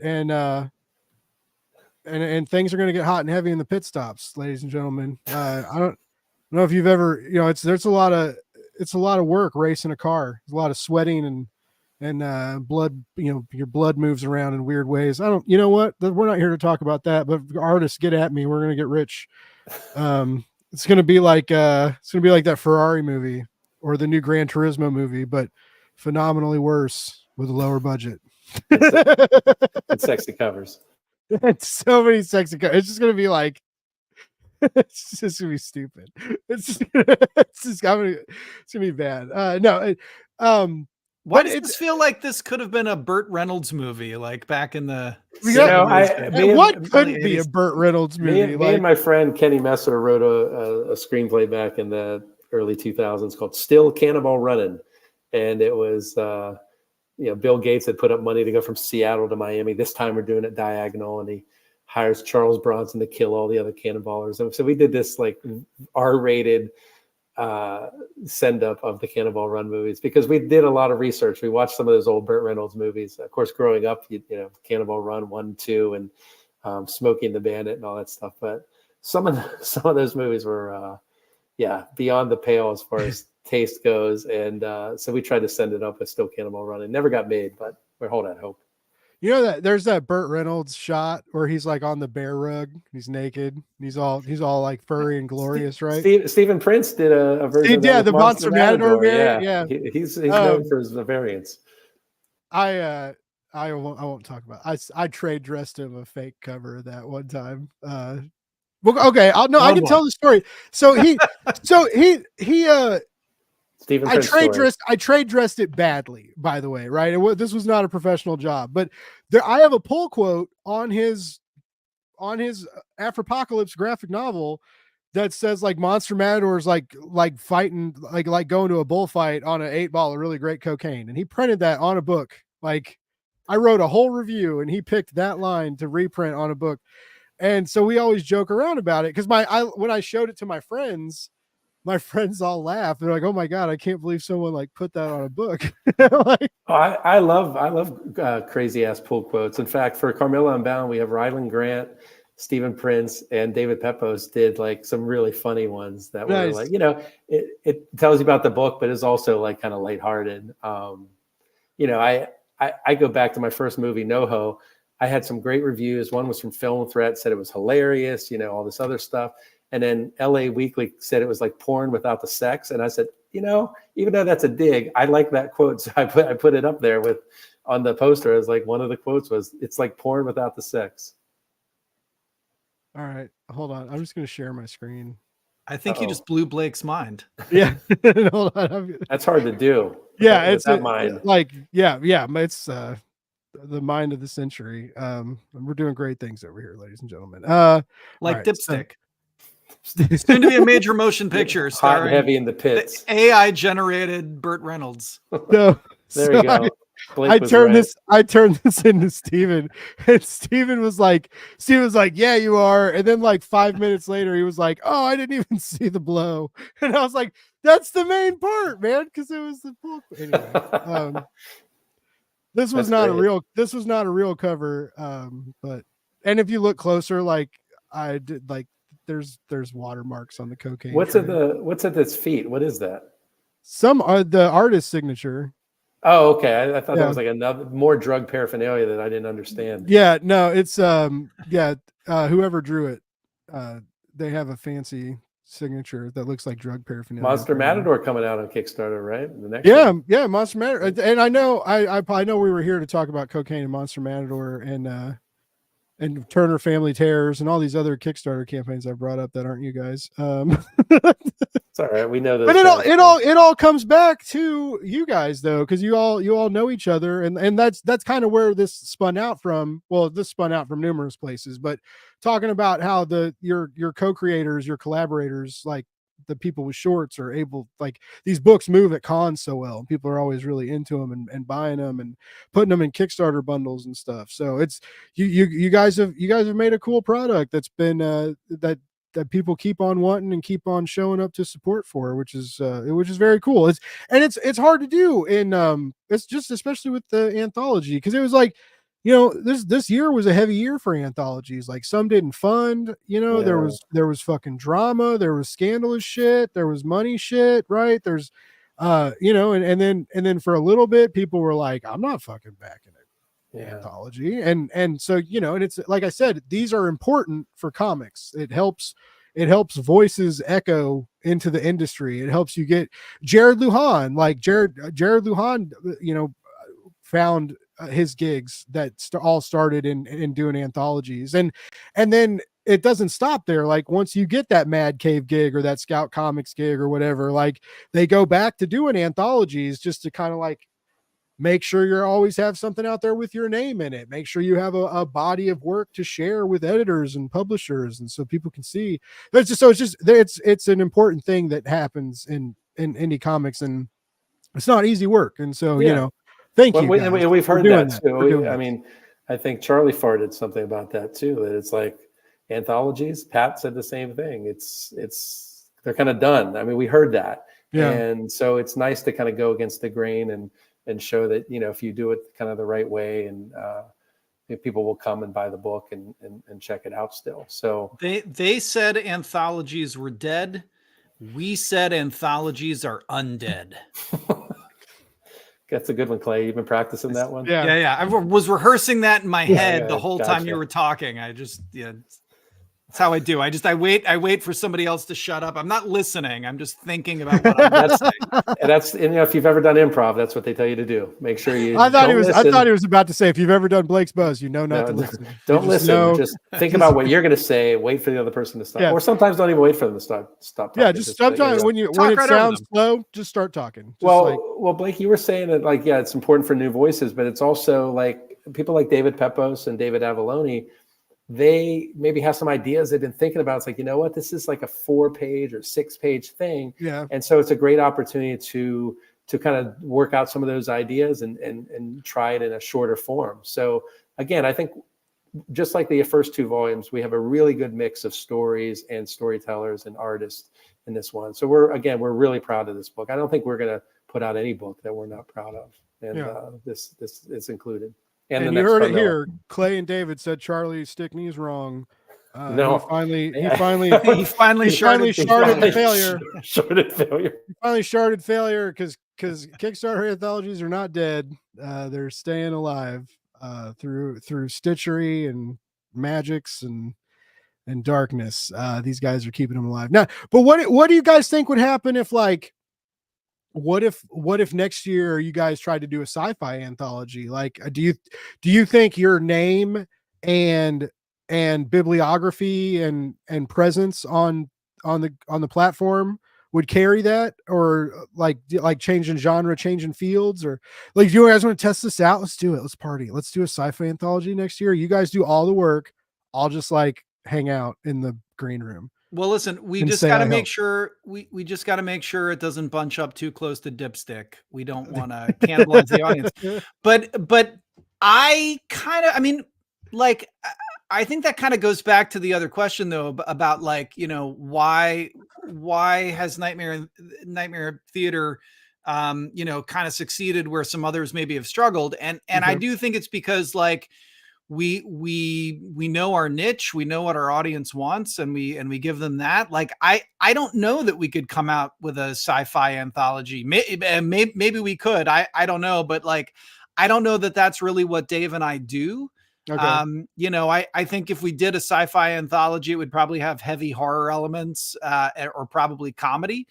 But I feel like there is something to be said sort of for staying in your lane a bit. and finding your niche and really kind of running with that. I don't know, Dave. It's just funny because both of you guys don't feel like you stay in your lane much, right? I feel like both of you, Dave maybe more calmly, Clay more wryly, right? But if I told you guys like stay in your lane, like I feel like I would get clever like retorts of like, go fuck yourself, Mr. Morgan. Because like I understand what you guys are saying, like finding your market, finding your brand, honing in on that, focusing on it, and exercising that and performing with that, like, you know, at your back, the wind beneath your sails or whatever, behind your sails, wherever the wind gets the sails. Beneath my wings. Beneath your wings. Okay. Yeah. But also like, I don't know. Like, I also know you guys have taken risks before and done things that people have told you not to. And I love doing things people tell me not to. I mean, I love taking risks. I guess my point was more like, you know, like Charlie was saying, the people who back White Ash are not necessarily going to back How I Slept My Way Through College. Okay. You know what I mean? Like it's different. Like if you're a fantasy fan, you want fantasy. I mean, so talking about Prodigal Son, like we were talking about earlier, you know, just to kind of pull back the curtain on that, you know, that campaign money wise, it did okay. It did okay due to some people who bought some big ticket items. I think I think if there was a miscalculation, I think it was the belief, right, that like because somebody was a fan of Cobra Kai, that they would also be interested in, you know, a comic book on Kickstarter, and a comic book on Kickstarter that was a Western. You know what I mean? And that's kind of what I was trying to tell the guys at Thunder, that like, you know, we really have to find that Venn diagram where that overlaps. You're a Cobra Kai fan who also likes comic books, who also likes Westerns, who knows how to use Kickstarter. You know what I mean? Like those audiences don't overlap all that much. Yeah. And so like, it's a great book and I'm super proud of it. I wish more people had backed it. I think people are going to be knocked out when they get it and when they read the whole thing. But I think that it's not to say you shouldn't do something that you want to do, right? Like if Dave and I were super passionate about doing a sci-fi anthology, I think we would say like, fuck you, Blake. We're not going to stay in our lane. We are going to make this sci-fi anthology, and we would do it. And, you know, it would be great and it would be professional. And I just want you guys to do the fuck you, Blake anthology. Like just, all right. I'm writing this down. We will think about it. We've come up with so many ideas for new future releases stuff in this episode. The fuck you, Blake anthology, the volume 1 reprint Taglietti cover for Nightmare. That's like that's good the real idea. winner. That's the good one. That's the good one. Well, you know, you got to kind of like, you know, throw out a bunch of bad ideas. That's my whole platform, Clay, is I throw out a whole bunch of words and some stick, and then sometimes people will be like, yeah, you can say some of those words to me, I guess. I won't regret this. I may test that theory about, you know, staying in your lane, because I am working on a children's book right now. And so I have no idea if I would start like a new, do it under a new banner, or, you know, because it's under my name on Kickstarter. It's not under Bloodline Comics. We are Bloodline Comics, but we didn't rebrand it as Bloodline Comics and start over because we already had a base from Baby Badass when I started. And Baby Badass is a, you know, apocalyptic comedy. You know, Cannibals on Mars was a sci-fi horror book. And I know Clay's done, you know, besides Prodigal Son, like a vast array of different types of stuff. He can write anything. So you kind of have to find what works, though. I don't know how I would do that, if I would launch it through my Kickstarter. Maybe I would, because there's enough people. Maybe if 10% or 5% say, you know, I have kids or I have a niece or nephew, like it's a children's book, and, you know, it's not going to be a horror book. But it's weird. I don't know if that works or not, and I don't even know if I'm going to do it that way. But we'll see. But I think for Bloodline Comics, we kind of fall under that horror banner, and it can stray a little bit outside if it's comedy, horror, whatever, but it seems like it would be a hard time to take Bloodline Comics and be doing, you know, straight sci-fi or something like some drama in New York or something. I don't know. Like, we're still figuring out. Carmilla's next, and we don't know what comes after that. So what is the next Carmilla going to be? Like, is that because the Carmilla we got was like a one shot? So is this going to be like an official series numbering launch? No. Remember, if you remember, it was called 1973, and we just drop in on her in different eras of her. Oh, that's right. Hundreds They're of like years of existence. Of her life. Okay. Yeah. So that's the beauty of Kickstarter and doing it that way. Is like, who wants to wait 6 months or a year between issue 1, 2, and 3? That's why when you see Polito's books or whatever, they're all number ones, right? You might tell an overarching story, but to serialize it in like, this is a 6-issue thing, it's harder. Clay does it on some of these, and it's hard because you are like having to keep up with it so much. But with Carmilla, we knew it was once a year. And so if we just drop in on her in different eras, I think you can tell, there's going to be a cohesive overall story, but each one of these is separate in its own way. And I think we're going to be around the Victorian era next time, and maybe jumping around in time a little bit with the next book. Nice. I like that. I also like how David totally called me out just now, because I obviously didn't remember, and he was like, "If you remember," and it was like, "Okay, well, that's why." That's why I asked if you were going to put numbers on it, and I was wrong. You do a lot of interviews, Blake, and you do some big time interviews now. Yeah. So you got to not remember. We could have picked up with number 2 and continued the story from there. Like. I mean, it was a fair question, Blake. I'll defend you. Thanks. Fair. At least someone here's got my back. Fuck, Dave. No, I'm kidding. But I think I said this before when you told me this initially a long time ago.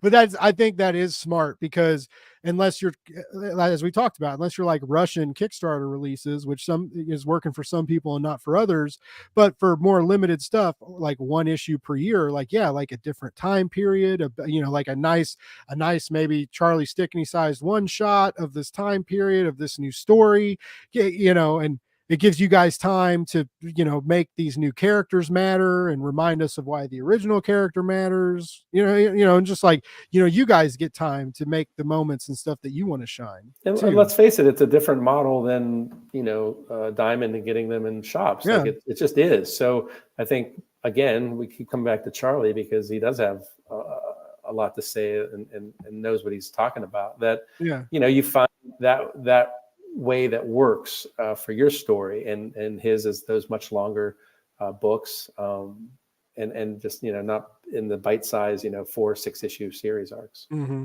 But that works for him because that. Oh, sorry, Clay. No, I was just gonna say that that works for him because he's got that fan base, right? He can do that.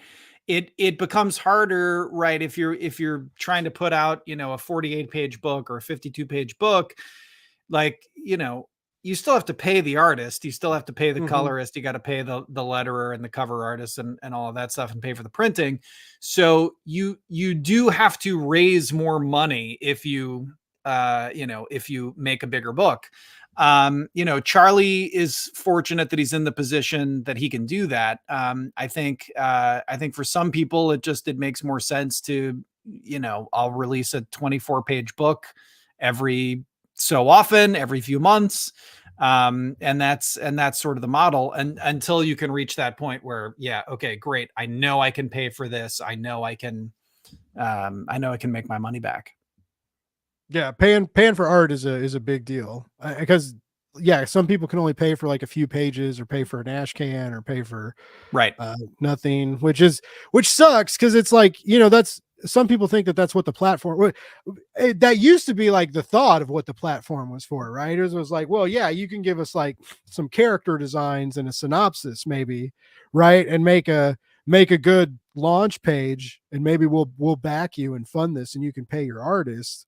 But I mean, I feel like a lot more people are expecting a lot more work done as these campaigns launch now. Yeah. Do you think that's because like people have gotten burned over the last few years of Kickstarter getting bigger? Yeah, maybe. But then also it's like, if you were going to pitch to anyone, I mean, you would have, if I was to go to Image Comics and pitch these series, like I'd have to have a cover, I'd have to have 5 pages of sequentials. If it's going to be a color book, they want to see it in color. The lettering better be professional. The logo better be professional. Anywhere you go to pitch something, the more visuals you have, the better. Yeah. But I've heard people say, oh, well, you've got to have like the whole book done before you go to Kickstarter. That's what I've heard. Or we're not Kickstarter. I don't believe that's true though. Like I think that I may get in trouble here, but I think that that nobody has louder or worse opinions on Kickstarter sometimes than other Kickstarter creators, and like I will hear them like they convince themselves of things that aren't true. Not everybody's farting knowledge. There's more failure sharders on Kickstarter than knowledge sharders. Yourself of things that aren't true is a national pastime now. So. Yeah. You can just talk yourself into things that and believing things are true that just aren't. And I think that's one of those fictions that like, no, my whole book has to be done. I do think, you're gonna have much more success, especially getting people who aren't friends and family. The more visuals you have, the more great visuals you have. But I firmly believe that the image model, like go look at their submission page and see what they're asking. If you can do that, if you can fund 5 pages of art, if you can fund, a cover, a great cover, a logo, that's all you need. And then write some good copy. That's your own time. You got to figure out, but, you don't have to have too much, but you do kind of have to have those basic elements. That's really good advice for people starting out. If anyone's asking like, hey, I have an idea for a comic, whatever, you don't have to have the whole book. But I will say this, you damn better sure have an artist that you trust implicitly, and maybe you're working together. They have a stake in it, because the last thing you want to do is someone halfway around the world you don't know, and maybe they flake on you, and then now your book is in limbo, and maybe you try to get someone else, and it becomes a catastrophe. So you don't have to have it all, but whether it's not lettered yet, what have you, but you should definitely have a path forward to make sure that it is, because I've seen a lot of campaigns where it just goes belly up. They don't deliver. It's definitely much easier logistically if you have it done. If you do, but you don't have to. You should have a pathway to make sure that it absolutely will be done, and will fulfill. Last thing you want to be is a Kickstarter creator that doesn't fulfill. I mean, that's no one wants you won't be one for very long. No one wants to be that asshole. Yeah, you won't be. Speaking of fulfillment and stuff, do you guys do that in-house, or do you guys hire people to do that for you?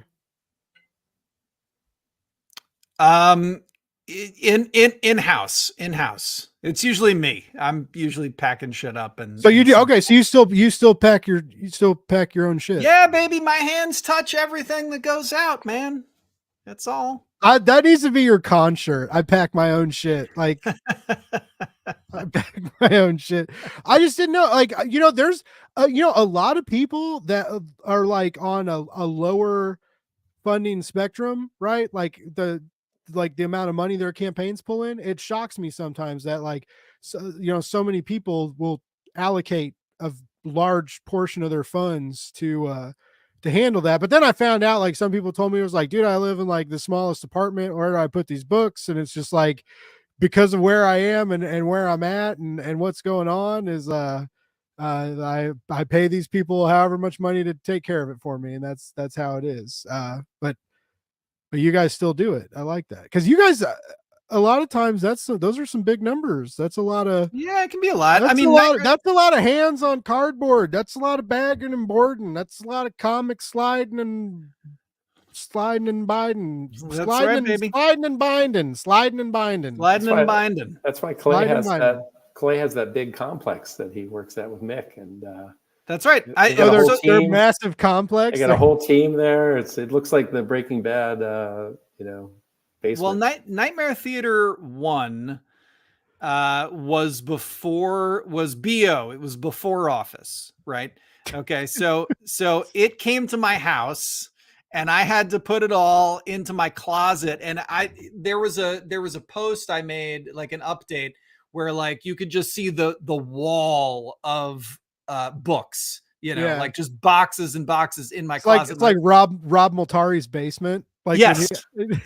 Yes. Well, didn't they a truck like back up with a big pallet or a couple pallets? Yeah. And like, yeah.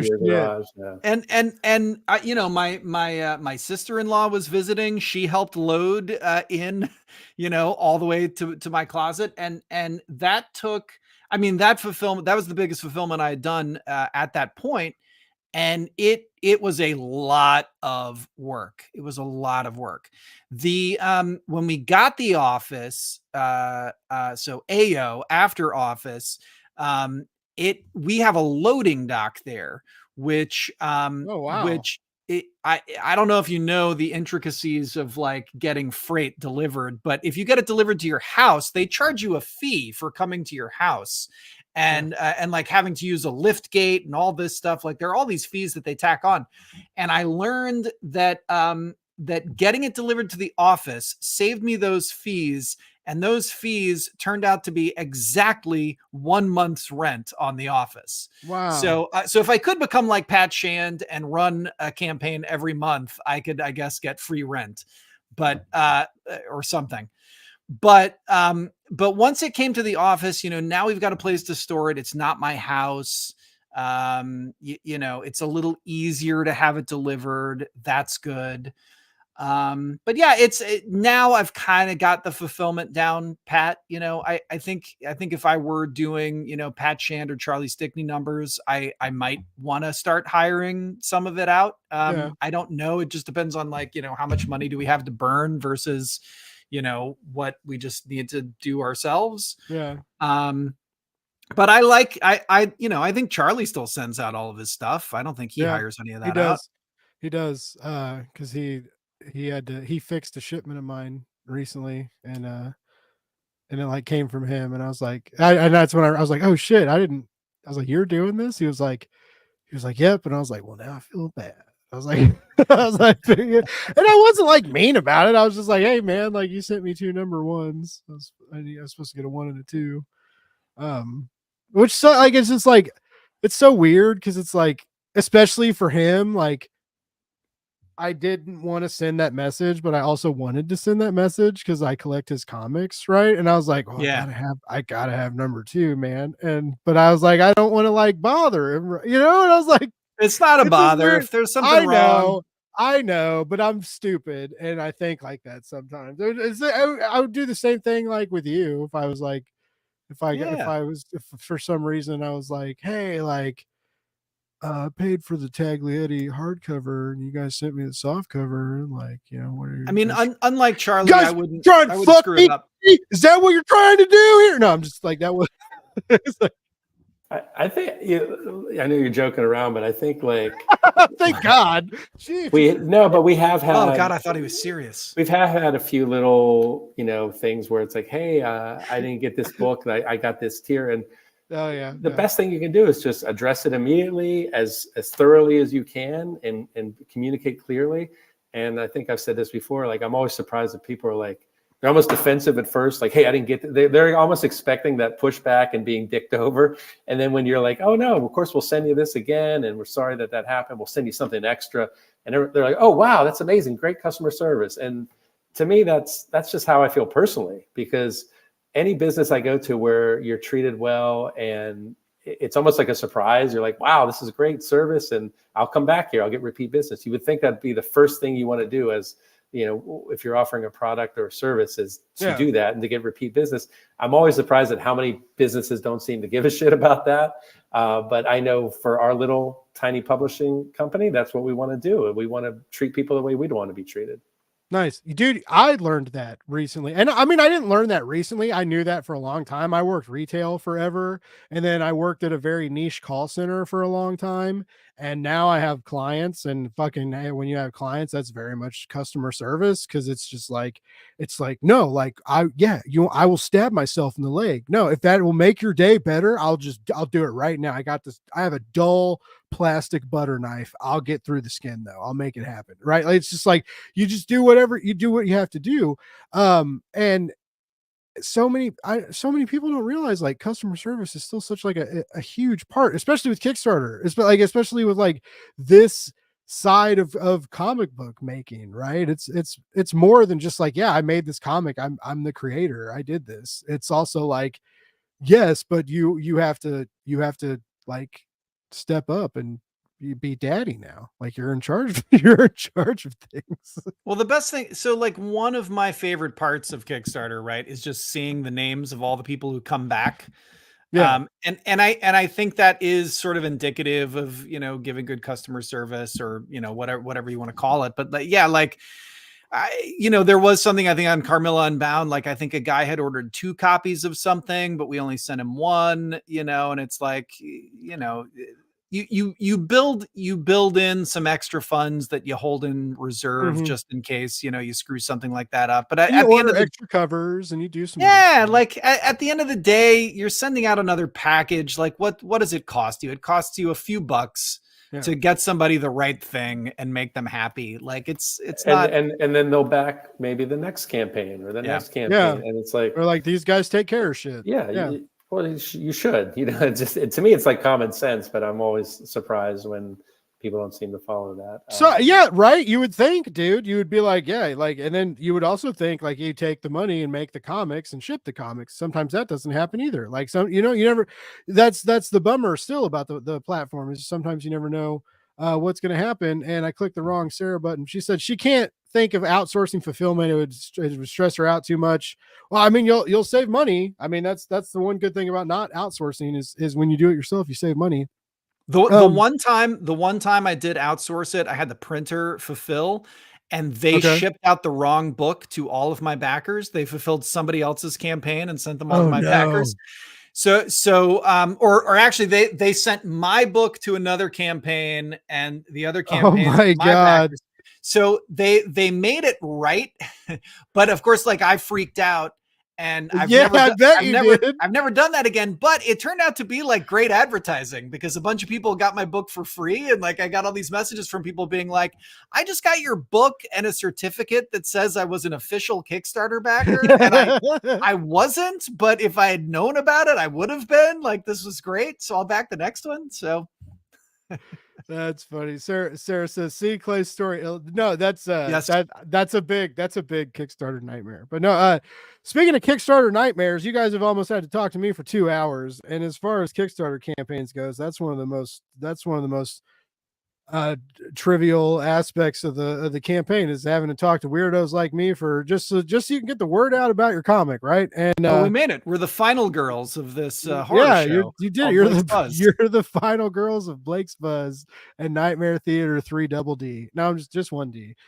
Well, depending on what cover you get, but it's just 3D. There's actually 3D. It's actually a 3D comic. I'm doing a great job selling this. There's so many cool people working on it, and you guys are coming out 3 for 3. We know you're 2 for 2, but the people you got working with you on this one, I can't wait to read the full stories and see what you guys got going on.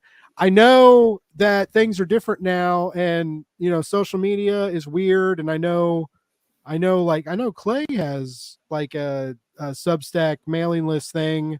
Like, you guys want to shout out where we can find you at real quick? And I know I've talked too long, ladies and gentlemen. They're getting rid of me. Clay and David are canceling me. Long story short, I didn't do good enough, and David's mad. And no, I'm kidding. David's muted. He can't even. You're muted. I can't hear you. I was gonna say, this reminds me of Chris Farley's old SNL talk show, and he'd like get down on himself at the end and be like, "Gosh, that's all."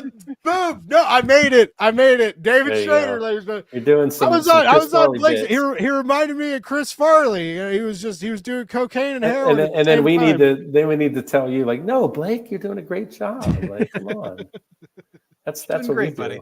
No, it's like it is great. I'm at Schraderopolis on whatever the fuck Twitter used to be, and I don't even know how long still, but on Threads and Instagram. and then at the Baby Badass too, and also at Bloodline Comics. Bloodline Instagram. Comics. Yeah. Are you doing Substack or any newsletters or anything? I honestly don't know how people have time for that. I appreciate Clay's. I just read Travis's today, and I think that stuff's great. I can't do it. I have a 2.5-year-old at home and full-time job, and just trying to get this stuff done. I can't imagine like writing essays. No, not at this point. You heard it here, ladies and gentlemen. David Scrader's too busy for you. So too busy for you. I'm just kidding. You know where to find me. No, he's not too busy for you. He's still, even with all these things going on, he's still out there making great comics to put out there and get into the hands of eager fans, which is all we can ask for these days in the wild, crazy world of indie comics. And then Clay, yes, sir. You're somewhere. I am somewhere. You happen? Do you happen online anywhere? I happen occasionally. I occasionally happen on X, which used to be known as Twitter. I'm at Clay's Evil Twin. I have signed up for Blue Sky. Somebody sent me an invite. I have not even tried to go there yet, but I know it exists. But I think I'm also at Clay's Evil Twin there. Maybe. I don't know. I logged in once. But you can find me on Substack. It's clayadams.substack.com. And he does. And you do a lot of updates on that. You write a lot on there. I try sometimes. He's a writer. Yeah. He's a writer by trade. Not by choice. True story. Just by trade. Right. I have no choice. When he was younger, his parents were like, "You will be a writer.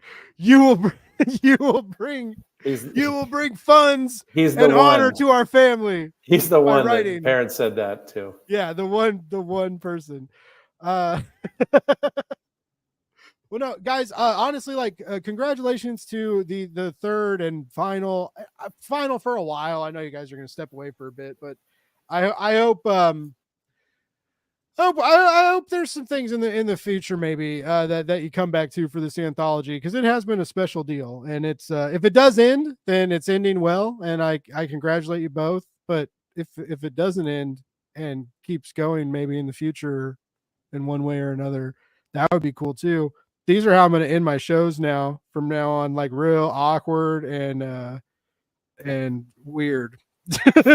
Like, nothing wrong with awkward. I know you're saying this is the last one, but if it's not, but for real, you guys are doing a great job, and you've getting to know you guys has brought, like, I've met a lot of really cool creators from people that work with you and the work you guys have put out. And that's nice to hear. That's why I am like, would love for you guys to somehow find a way to keep doing this. Cause I think you guys know how important it is what you're doing, but I mean, if you're silly and don't know, it's important, and that's it. And I know you guys are silly sometimes.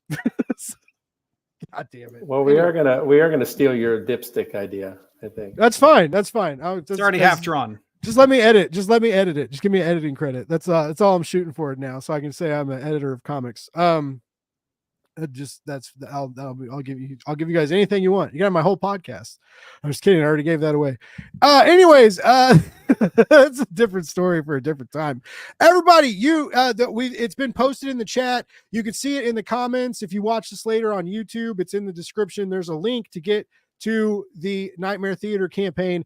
Really encourage you guys to check this out. You can get the previous volumes as they talked about tonight. If you want that first print of volume 1, now's the time to really think about ponying up to the horror game. Because if you don't, if you slide off that saddle, you may just end up getting kicked in the face by a fucking horse, and then you're just going to be laying there in the sand. No one wants that. No one wants that. You know, 1 week left, people. 1 week. 1 week before the horse kicks you in your stupid little face if you don't back this book. It's just kidding. We love all the backers out there. But no, it's a great anthology. It's a great campaign. And if you guys are new to it, and if you can afford it, get the previous volumes. You go digital. You get, if you just get this volume, it's still going to be all new stories, even though it says volume 3. I'm just saying, just check it out. Guys, I know I'm doing such a good job selling your book, but I gotta let you guys go. And you've told us where to follow you. You've told us where to keep track of you. And as always, I'll always remind you guys, it's always a pleasure to talk to you guys because I always have fun. Because you guys always remind me I'm doing a good job when I'm not. And that's the thing. I appreciate that. And it's fine. That's fine. Thanks, Blake. We appreciate you. You're welcome. Well, hope everyone speak has for yourself, great, Dave. Yeah. I hope everyone has a great Thanksgiving too.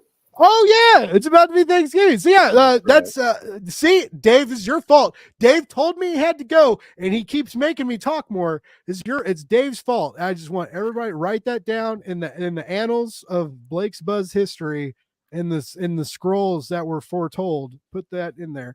But everybody who celebrates, or if you just like eating good food, I really hope everybody has a happy holiday and has fun with their families. If you're traveling, please travel safe. Hide your drugs well. I heard if you put stuff in toothpaste and like roll it up, it works. I don't know. That's just what I was told. I'm not going anywhere though. I'm just staying here. So I don't have to get it. But toothpaste is cheap. So maybe get toothpaste to smuggle your drugs and go say hi to your family and eat lots of good food and back Nightmare Theater 3D. That's your to-do list, ladies and gentlemen. I apologize. We will be back tomorrow. I got one more show and then I'm taking a break for the holidays. But guys, unless you have anything else left to say, I'm gonna play the music and set you free. Play us out, Blake. Thank you. You are so welcome, guys. Always a pleasure. Love you. Oh wait, time out. Clay, am I gonna get to meet you in March? Are you coming to the 25th anniversary? Is that Planet Comic-Con? Yeah.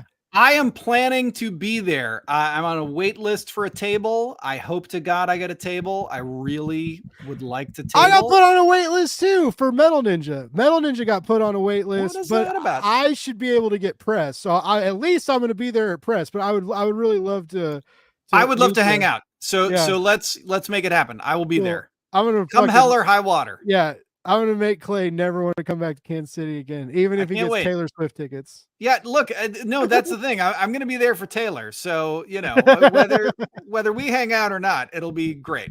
Awesome. All right. Well, cool. We'll touch base before then. Everybody, thank you for watching tonight. For real, check out these campaigns. We'll see you tomorrow. Happy Thanksgiving. Love everybody. Love more, hate less. Read comics. Blake's Buzz is awesome. So is Nightmare Theater 3D. Okay, bye-bye.